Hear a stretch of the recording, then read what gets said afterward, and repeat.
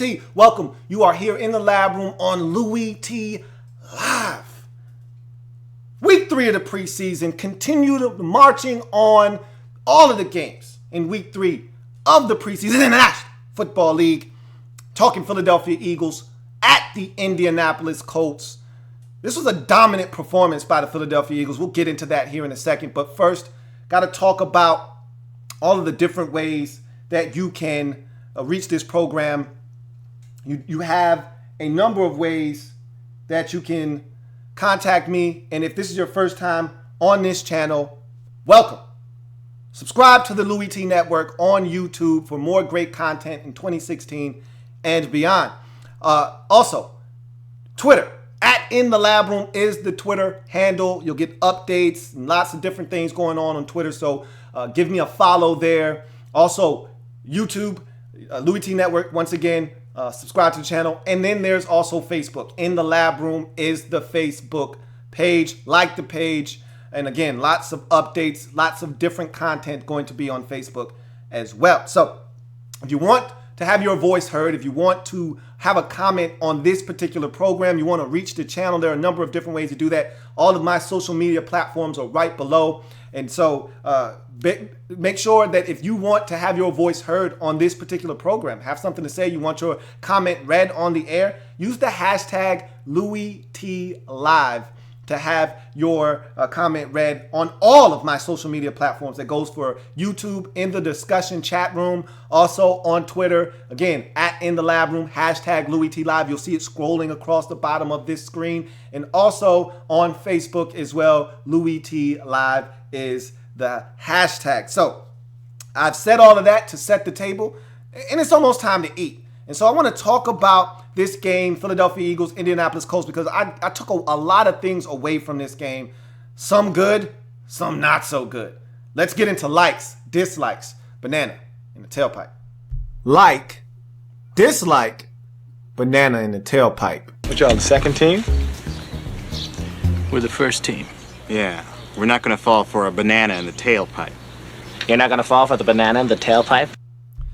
So what likes, dislikes, banana in the tailpipe simply means is things that I liked in this game from both teams, things that I disliked in this game from both teams. And then the banana in the tailpipe is the thing that I'm not falling for, or things that I'm not falling for from these teams. Maybe it was something good that I saw that I'm not convinced they're going to be that good at throughout the entire 2016 season. Maybe it's something that they did very poorly in this game, and I'm like, hey, that was a bad representation. That doesn't mean they're going to be bad at it all season long. The banana in the tailpipe is the oldest trick in the book. I'm not falling for the trick in this particular game. Just because I saw it doesn't mean that's what's going to be with this team in 2016. I'm not falling for the banana in the tailpipe. So I always start with the road team. So we're going to start with the Eagles in this game. And it was another dominant performance. Remember, they shut the Pittsburgh Steelers out last week. No Ben Roethlisberger. Let's be serious with ourselves here for a second. But look, what I think, and I want to say this at the top of the program before I even start, what I feel like the Eagles are doing, because nobody's giving them a chance in the NFC East. They're in a great position right now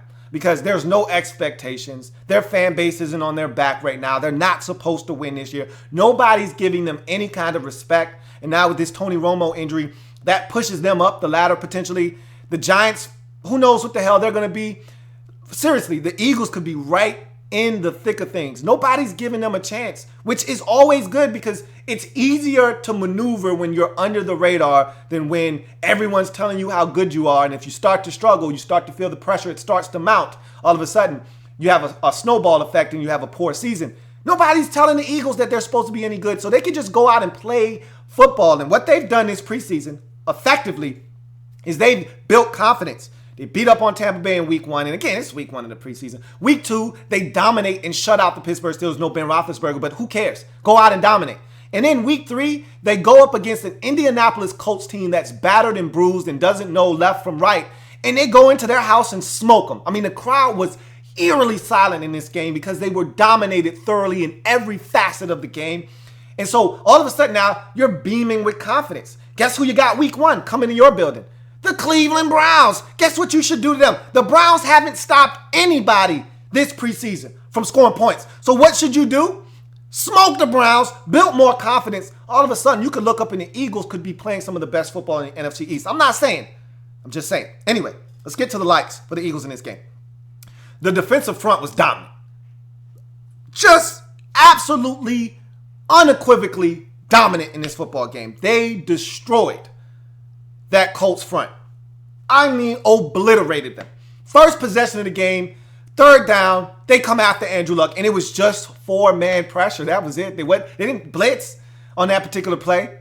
The left tackle, Anthony Costanzo, got his ass whooped in this game. I'll talk about that in a little bit. So he's trying to avoid him, the right tackle getting beat, and does avoid that first defender. But Anthony Costanzo got beat on the other end, and Connor Barwin is able to corral Andrew Luck. That would be the first of many hits on Andrew Luck in this football game. The defensive front was just flat out dominant. In the run game, in the pass game, they were getting after Andrew Luck. They were making life hell for the Indianapolis Colts. They did what they wanted to do up front, really on both sides of the football. They dominated the line of scrimmage, and they were dominant. Speaking of which, the next, offensive efficiency. What's the one thing the Kansas City Chiefs are? They're efficient on both sides of the football, but especially offensively with Alex Smith at the quarterback position. They don't make mistakes. They don't beat themselves. They're very efficient. You know what you're getting, okay? Not going to make a lot of mistakes. Not going to turn the football over. Not going to have self-inflicting wounds like penalties. Not going to beat themselves. It's really simple.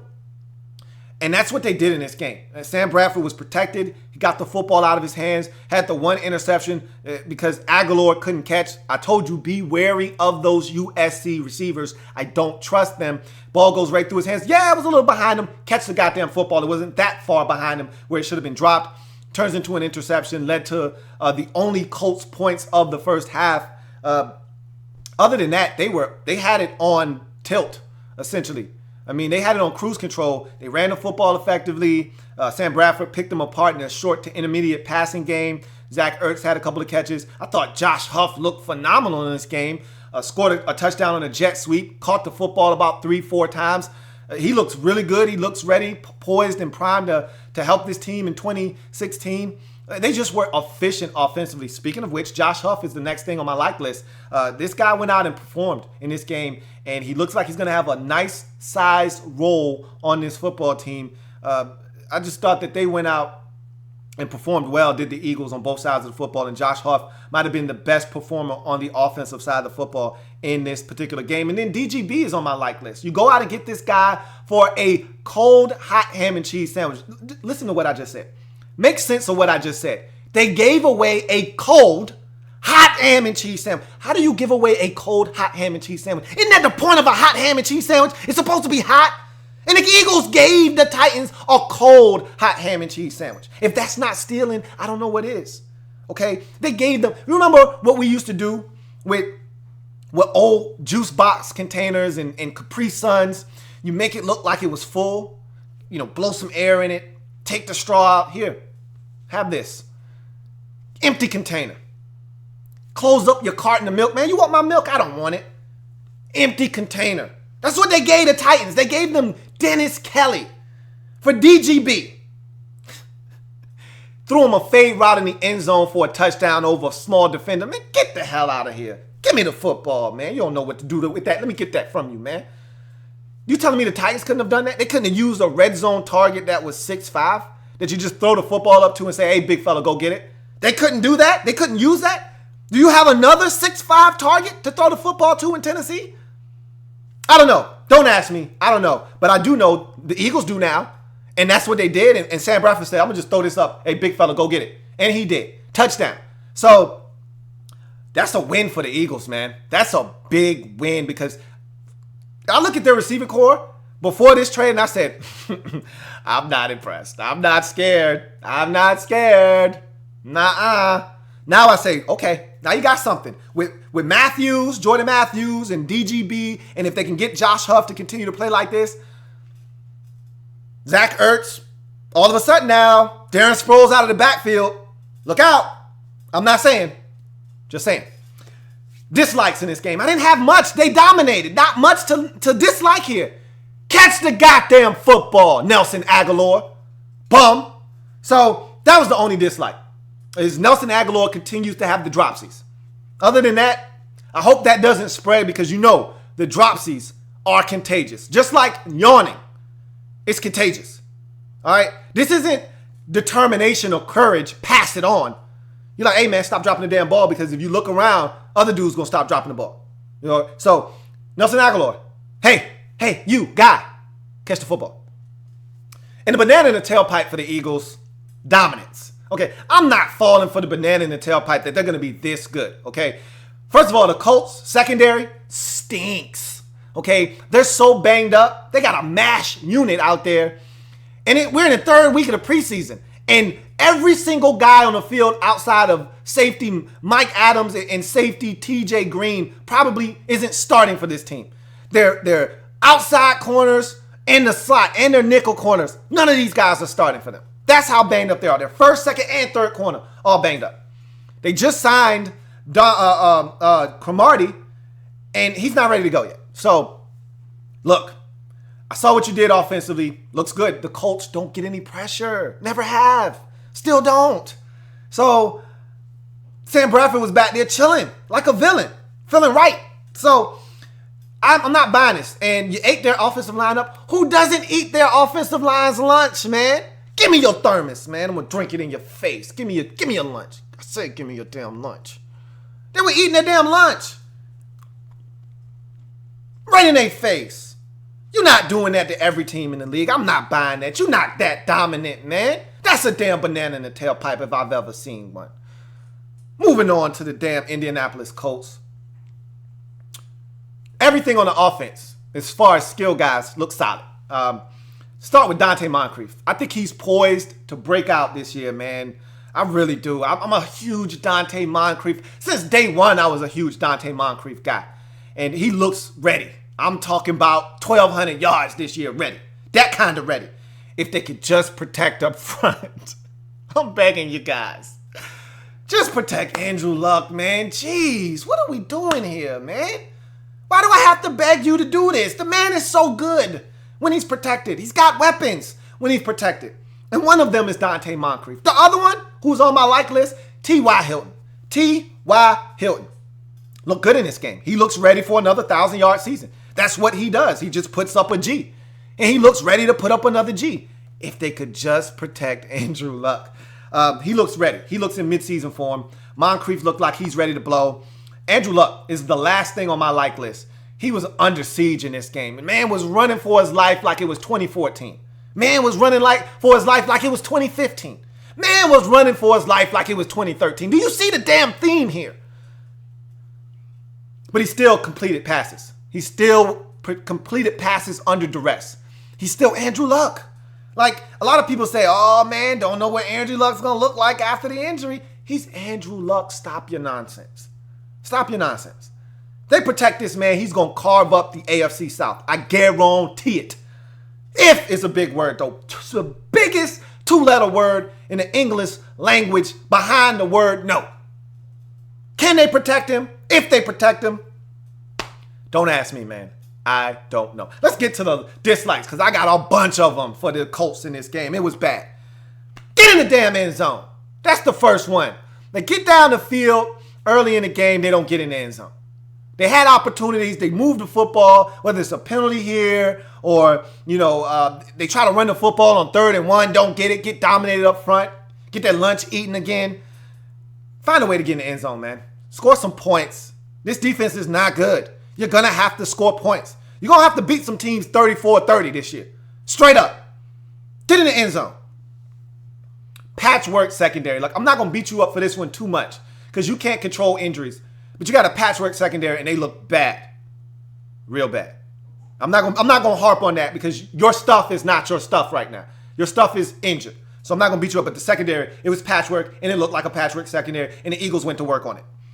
Pressure on Andrew Luck. I am going to kill you for this, though. Because I sat here, my man TNA all offseason, oh, we going to improve this offensive line. You going to see. We going to draft some linemen. We going to improve this offensive line. You going to see. I know what I saw in this game. It looked like 2015. It looked like 2014. It looked like 2013. It looked like Andrew Luck getting his ass whooped. That's what it looked like. You know why he's getting his ass whooped? Because your left tackle, Anthony Costanzo, was getting his ass whooped. routinely. Because your right tackle, who's a rookie, I'm not going to kill him. LaRaven Clark wasn't supposed to be out there. Your real right tackle was injured, getting his ass whooped. But you know who I was really disappointed in? Ryan Kelly. Because all offseason I kept, and look, it's just one preseason game. I'm not going to kill the man. But this was some elite stuff in front of him, right? Yeah, the Eagles line, Fletcher Cox is elite. But that wasn't even who was beating his ass. He had other dudes doing work on him too. And I'm like, did you just let Bo Allen bust your ass? Ryan Kelly was struggling, man. He's a rookie though. He's getting baptized. It's okay. It happens. He'll get better. But this offensive line looked bad. Andrew was getting attacked from all angles. He couldn't run backwards. He couldn't run forwards. He couldn't run laterally. There was nowhere to go because multiple guys was getting their ass whooped on every single play. Only the quick passing game was working in this game because he had to get it out of his hands quickly or else he was going to take a shot. He took some shots in this game too. Shame on you. Darius Butler goes down to injury in this game, ankle injury. They can't afford any more injuries in that secondary, man. Damn. Hate injuries with a passion. Anthony Costanzo also on my dislike list. He was horrible in this game. Look, you can't be a turnstile at the left tackle position. It can't happen. They had other things to worry about. You're supposed to be one of the few things they're supposed to be able to hang their hat on. They're supposed to be able to say, you know what? We might have to worry about Denzel Good at right guard. We might have to worry about that. May have to worry about our rookie at times at center, Ryan Kelly. But you know who we don't have to worry about? We don't have to worry about good old Anthony Costanzo at left tackle. No. He should be fine. That's a damn lie. Y'all better fix this, goddammit. Indianapolis, you better fix this. I don't care if you got to keep 8-man protections and only send 3 guys out on the route. You better protect Andrew Luck. I ain't playing with you. Jack Newhart tore his damn ACL, or at least that's what they think. Let's hope that they're wrong. They're doing an MRI today to find out what the extent of the damage is. If it's a torn ACL, I just told you how bad this offensive line is. They can't afford to lose Jack Newhart at left guard and the versatility that he brings to this offense. They can't afford to lose him for the season. I just hope it's a strain and that he's going to miss about a month and then he'll be back. Because if he's done for the year, damn it. On a line that's already struggling, you're going to take one of the better offensive linemen off the line? Ay. Hate injuries. Banana in the tailpipe. I got 2 with this Colts football team. Secondary. Look, I'm not going to kill you there. I'm not going to kill you. I refuse to believe the secondary is going to be this bad this year. When you get your stuff back, when Vontae Davis comes back, when Cromartie comes back, when you get your stuff back, I think the secondary is going to be much better than what we saw in this game. I'm not going to beat you up there. I'm not falling for the banana in the tailpipe that this secondary is this bad. Because it's not. I know it's not. So I'm not worried about it. In the trenches, you can't be that bad in the trenches. You got your ass whooped in the trenches on both sides of the football. The Eagles dominated. They emasculated you on both sides of the football, offensive and defensive line. They did what the hell they wanted to do. They dominated and created line of scrimmage. They dictated pace in this football game. You cannot be that bad. So I refuse to believe that you're that bad in the trenches. No way. Can't be. No way you can be that bad up front on both offensive and defensive line. So that's my banana in the tailpipe. In the trenches, you can't be that bad. I refuse to believe that just off of this game. But damn it, it didn't look good. It did not look good.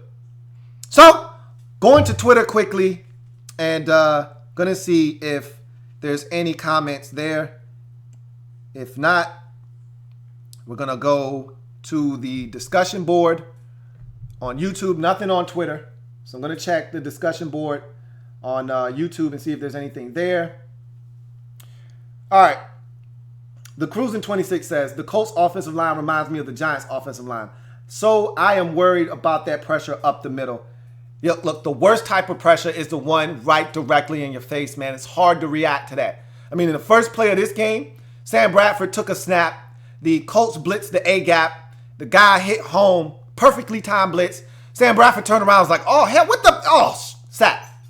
It ain't nothing you can do when you turn your back to the defense and you turn around and somebody in your face. If somebody's coming from the outside, at least you can step up. Somebody coming right in your face. Oh, boom, sack. It's hard to react to a guy coming right at you. Worst type of pressure there is. We're moving right along. The Cruising 26 says, Eagles corners do not scare me at all. What's your opinion on the Eagles corners? No, they don't. They got a bunch of Bills corners out there. They got Ron Brooks. They have the guy that's really good at punt returns playing out there at cornerback. I forgot his damn name, but he's starting at one cornerback position. They got Eric Rowe. They got a couple of guys. None of those guys scare me at all. I'm not impressed with their secondary. The safeties look good. Okay, I expect the safeties to be the leaders of that secondary, but the cornerbacks, Leotis McKelvin is his damn name. Leotis McKelvin doesn't scare me. So they're solid. Okay, I'm not gonna sit here and tell you they stink because they don't. They're solid, but they can be had. Okay, you can do work on those dudes. So the Eagle, but this is the thing. They're good enough. Those corners are good enough that if they're getting pressure like this, like they did in this game, if they're getting pressure up front, those corners gonna eat. Oh yeah, they gonna eat. Yum yum, eat them up. Yum yum, eat them up. They gonna eat because they got pressure in this game, and we know that front. You know, Vinny Curry and Fletcher Cox and Connor Barwin, they can eat up front. So they look good in this game. Let me tell you that right now. All right, I got one more comment down here. How is Ryan Kelly doing? Have not kept up with my Bama players. And that's from Hirsch Patel. He's going to be okay. He struggled in this game. He struggled mightily in this game. He's a rookie. It's going to happen. A lot of things going on mentally. Got to get line calls. Got to set the protection. Got to figure out what's going on. He's okay. It's a lot of things going on as a rookie at the center position. He'll be fine. Okay, moving parts around him. Hard to build continuity when the guy to your left might be gone for the season and the guy to your right is a second-year player. So there's gonna be some growing pains. Okay, all in all, he's gonna be fine. I told you he was the safest pick in this draft in the first round, and I meant that, and I'm gonna stand by that. He's gonna be fine. He did struggle in this game, but he was playing against elite competition. He may not see a better defensive tackle all year than Fletcher Cox. So he'll be fine. He's not going to be playing against that type of competition every week. But he did struggle in this game. He'll be fine, though. And so that's going to do it for the Philadelphia Eagles and the Indianapolis Colts in week 3 of the preseason. If it happens in the National Football League, whether big or small, we cover it all here in the lab room. Come back and join me as I continue to break down anything and everything in the National Football League. Remember, we're changing the game one live feed at a time. Guess what? We actually get a real Sunday schedule. 1 o'clock football, 4 o'clock football, Sunday night football, and I'll be breaking them all down when they're done. See you all day long. You can't get rid of me, man, even if you tried. I'll be back.